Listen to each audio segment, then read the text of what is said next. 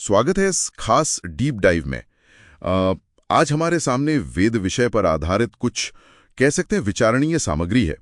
तो इस सामग्री के जरिए हमारी कोशिश रहेगी ये समझना कि मतलब इस स्रोत के अनुसार वेदों की उत्पत्ति कैसे हुई, उनका असल स्वरूप क्या है और उन्हें इतना महत्वपूर्ण क्यों माना गया है।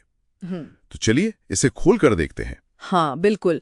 और दिलचस्प बात यह है कि ये स्रोत सीधे अथर्ववेद के एक श्लोक से शुरू होता है। श्लोक 10.7.20।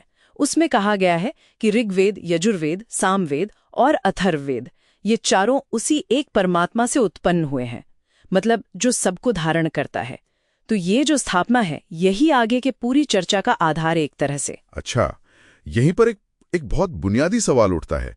अगर परमात्मा निराकार हैं, बिना किसी भौतिक स्वरूप या कहें के मुख के, तो फिर ये ज्ञान दिया कैसे गया? सामग्री का तर्क ये है कि परमात्मा सर्वशक्तिमान है और सर्वव्यापक भी, तो उसे बोलने के लिए हमारी तरह मुख या आप कहें इंद्रियों की जरूरत नहीं है।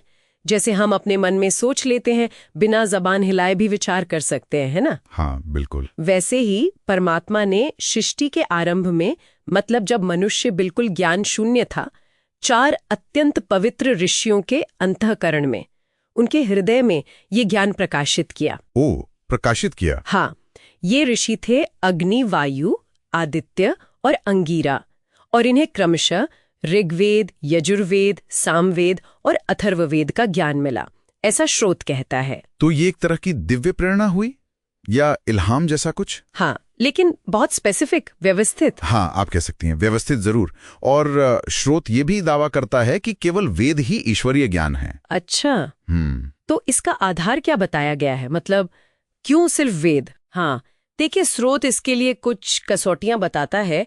आप इन्हें दिव्यता की लिटमस टेस्ट कह सकती हैं समझने के लिए। कि पहला तो ये कि ज्ञान ईश्वर के जो गुण माने गए हैं, जैसे पवित्रता, सर्वज्ञता, न्यायकारिता, उनके अनुरूप हो, उसमें कोई कमी ना हो। ठीक है। दूसरा, वो सृष्टि के नियमों और जो प्रत्यक्ष प्रमाण है जैसे विज्ञान वगैरह, उनके विरुद्ध न जाए। अच्छा, ये भी जरूरी है। तीसरा, उसमें किसी तरह का भ्रम या विरोधाभास ना हो, क्योंकि ईश्वर का ज्ञान तो निर्भ्रम माना जाता है।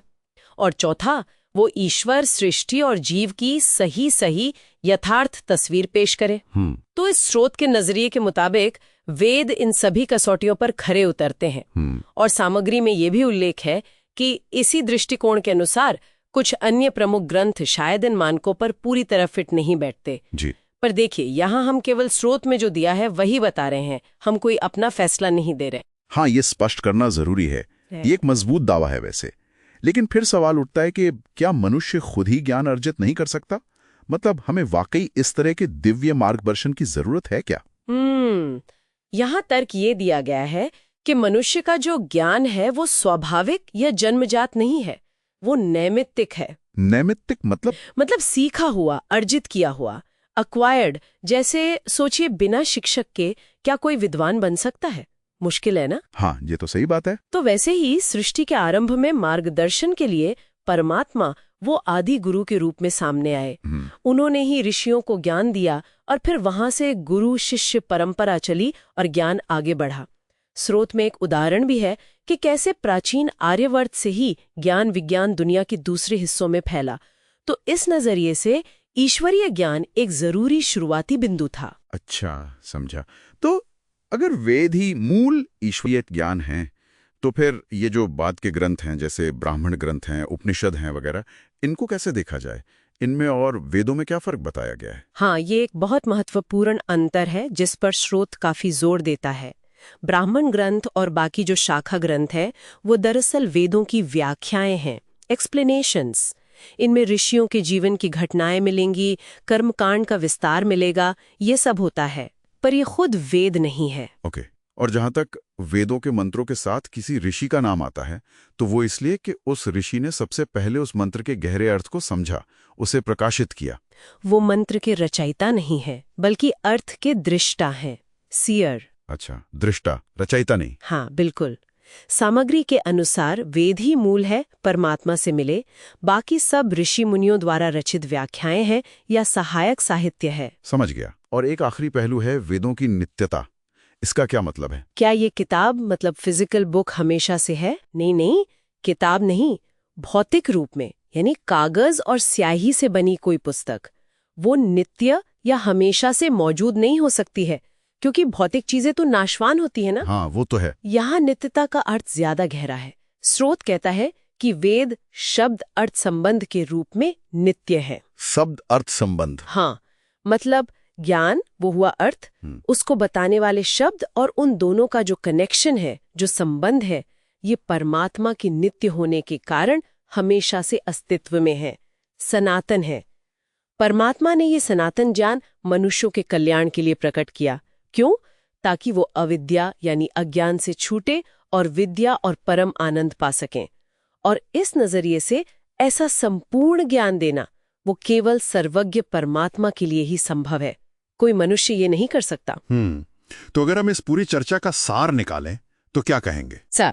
सार ये है कि इस स्रोत के अनुसार वेद परमात्मा द्वारा दिया गया नित्य ज्ञान है, अपौरुषेय है, मतलब किसी मनुष्य ने नहीं बनाया। ये सृष्टि के आरंभ में ऋषियों के माध्यम से प्रकट हुआ और मानव सभ्यता के लिए ज्ञान और धर्म का मूलाधार है। और इस दृष्टिकोण में वेद बाकी धार्मिक या व्याख्यात्मक ग्रंथों से मौलिक रूप से अलग है और सर्वोच्च प्रमाण माने गए हैं, अथॉरिटी।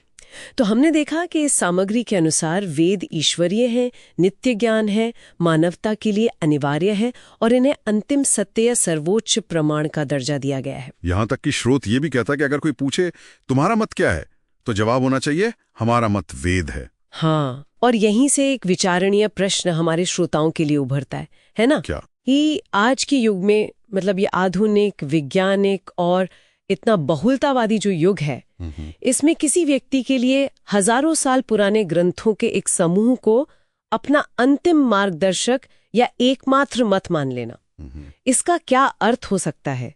इसके क्या निहितार्थ हो सकते हैं? ये एक ऐसा सवाल है जिस पर शायद हम सबको गहराई से सोचने की जरूरत है।